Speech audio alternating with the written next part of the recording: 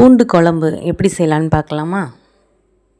கடாயில் எண்ணெய் ஊற்றிக்கோங்க. ரீஃபைண்ட் ஆயில் கொஞ்சம், நல்லெண்ணெய் கொஞ்சம் சேர்த்துக்கோங்க. எண்ணெய் நல்லா காஞ்சதும் கடுகு உளுந்தம் பருப்பு வெந்தயம் சேர்த்து நல்லா பொரியணும். சின்ன வெங்காயம், பூண்டு, பச்சை மிளகாய். பூண்டு உங்களால் எவ்வளோ சேர்க்க முடியுமோ சேர்த்துக்கோங்க. நல்லா கல் உப்பு போட்டு நல்லா எண்ணெயிலே நல்லா வதக்கிக்கலாம். ஒரு தக்காளி பழம் தான் எடுத்துருக்கேன். புளி சேர்க்க போகிறனால ஒரு தக்காளி பழம் சேர்த்தா போதும்.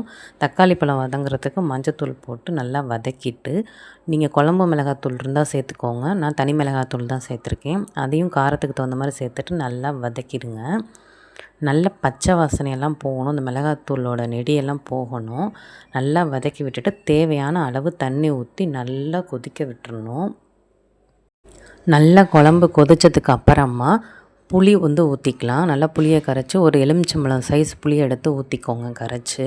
பெருங்காயத்தூள் சேர்த்து நல்லா கொதிக்க விடுங்க. இனி குழம்பு நல்லா எண்ணெய் பிரிஞ்சு வரணும். அந்த அளவுக்கு நீங்கள் நல்லா கொதிக்க விட்டுக்கலாம். நல்லா இனிமேல் சிம்மிலே வச்சு கொதிக்க விடுங்க. குழம்பு நல்லா வற்றி வரணும். பூண்டு குழம்பு திக்காக இருந்தால் தான் நல்லா டேஸ்ட்டாக இருக்கும். குழம்பு பாருங்கள், சூப்பராக ரெடி ஆகிடுச்சு. கண்டிப்பாக ட்ரை பண்ணி பாருங்கள். தேங்க்யூ.